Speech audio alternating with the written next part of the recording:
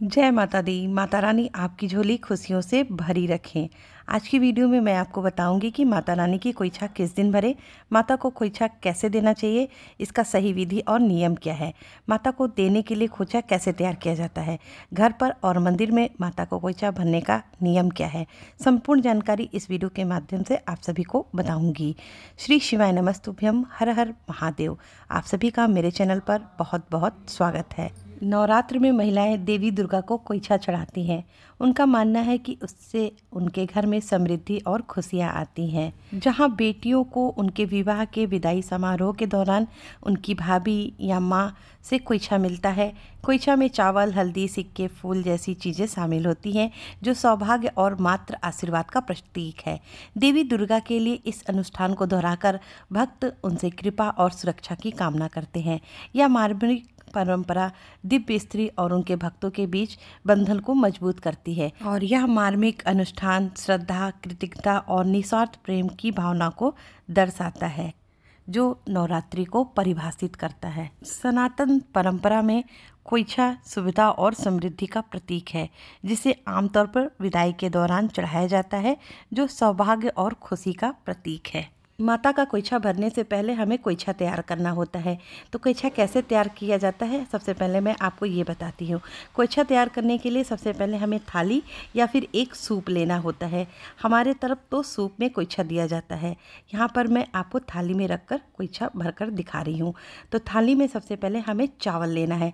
चावल हमें 1 किलो के हिसाब से लेना है। इसके बाद एक लाल चुनरी, लाल रंग का फूल, बतासा, दूर्वा, पान के पत्ते, लौंग, इलायची, 11, 21, 51, 101 रुपए और साथ में हमें लेना है श्रृंगार की सामग्रियाँ। इन सब सामग्रियों से हम खोइछा तैयार करते हैं। माँ दुर्गा को खोइछा अष्टमी के दिन भरना चाहिए। यदि आप किसी कारणवश अष्टमी के दिन खोइछा ना भर पाएँ तो नवमी के दिन माँ दुर्गा की खोइछा जरूर भरें। यदि आप पीरियड्स में हैं तो आप अपनी माँ, सास, बहन, नंद, जेठानी या फिर अपने किसी फ्रेंड से भी माँ का खोइछा तैयार करवा के भरवा सकती हैं। यदि आप अपने पति के साथ अलग कहीं बाहर रहती हैं तो खोइछा की सारी सामग्री को एक प्लेट में चुनरी पर सारी सामग्री को रखवाकर माता के पास चढ़वा दें। माता को सिंदूर ना लगवाएं और इसी तरह खोइछा माँ के सामने रखवा दें। इस विधि से आप घर में माँ की खोइछा भरवा सकती हैं।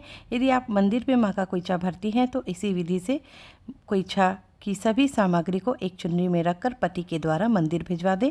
पति माता के खोइछा को पुजारी को दे देंगे और पुजारी माँ का खोइछा माँ के चरणों में अर्पित करके थोड़ा सा अक्षत दे देंगे। माता रानी नवरात्रि के 9 दिन एक बेटी की तरह अपने ससुराल से मायके आती हैं। जिस तरह बेटियों को हम मान सम्मान के साथ विदा करते हैं और उनके आंचल में खोइछा भर कर देते हैं, उसी तरह माता रानी को भी खोइछा देते हैं। अब आइए जानते हैं कि घर पर हमें माता रानी का खोइछा कैसे भरना चाहिए। तो सबसे पहले माता रानी के मांग में हम 5 बार या फिर 7 बार सिंदूर भरेंगे। इसके बाद एक लाल चुनरी माँ का आंचल मानकर माँ के सामने बिछा देंगे। इसके बाद इन सभी सामग्रियों से हम माँ की खोइछा भरेंगे। चुनरी को बिछा देने के बाद दोनों हाथों में इस तरह से चावल को भरकर चुनरी पर रखें। इस तरह से आपको 5 बार में कुल चावल चुनरी पर रख देना है। बस थोड़ा सा चावल आपको थाली में छोड़ देना है। पूरा चावल खाली नहीं करना है। एक बार में थाली को उड़ेल कर भी चावल ना दे। 5 बार अंजलि भर चावल माँ के आंचल में डाल देने के बाद अब हम एक हरी दूर्वा और एक हल्दी की गांठ को माँ के आंचल में रख देंगे।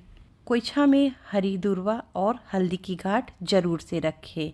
इसके बाद हम एक लाल रंग का गुड़हल का फूल और एक पान के पत्ते पर एक बतासा और एक लौंग, इलायची भी रख देंगे।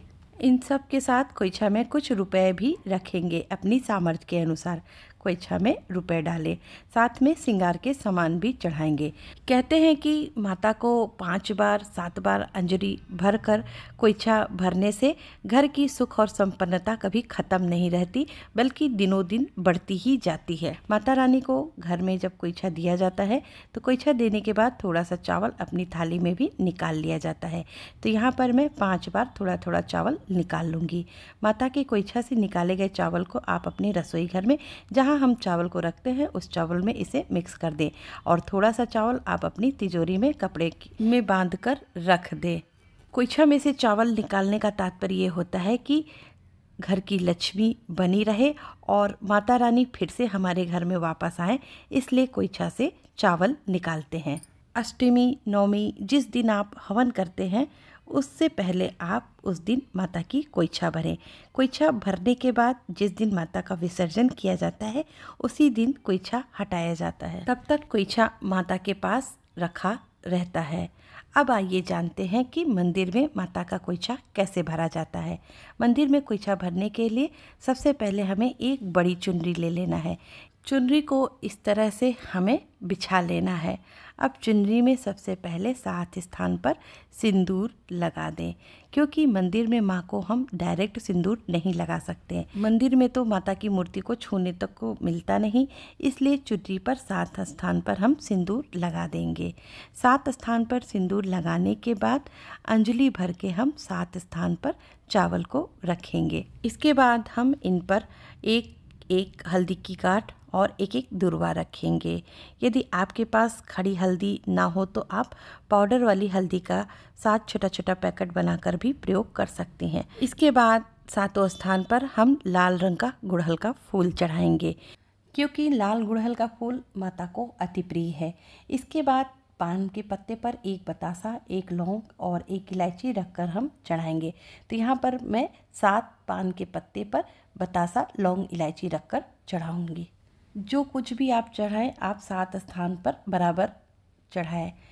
जो भी श्रृंगार का सामान आप चढ़ाने वाले हैं उन श्रृंगार के सामान को चढ़ाएं। इन सभी चीज़ों को हम माता रानी के सामने चढ़ाएंगे।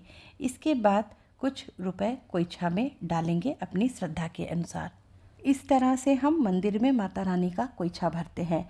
माता का कोइछा भरने के बाद इसे पंडित जी को दे दें। पंडित जी माता रानी को कोइछा चढ़ाकर आपको कोइछा में से थोड़ा प्रसाद दे देंगे। घर पर आपने जो माँ का कोइछा भरा है आप चाहे तो अपनी सास या नंद को दे दें या फिर ब्राह्मण को दे दें।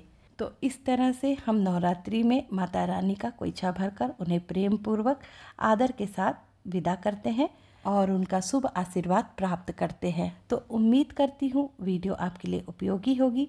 तो मिलते हैं अगली वीडियो में, तब तक के लिए श्री शिवाय नमस्तुभ्यम। हर हर महादेव। जय माता दी।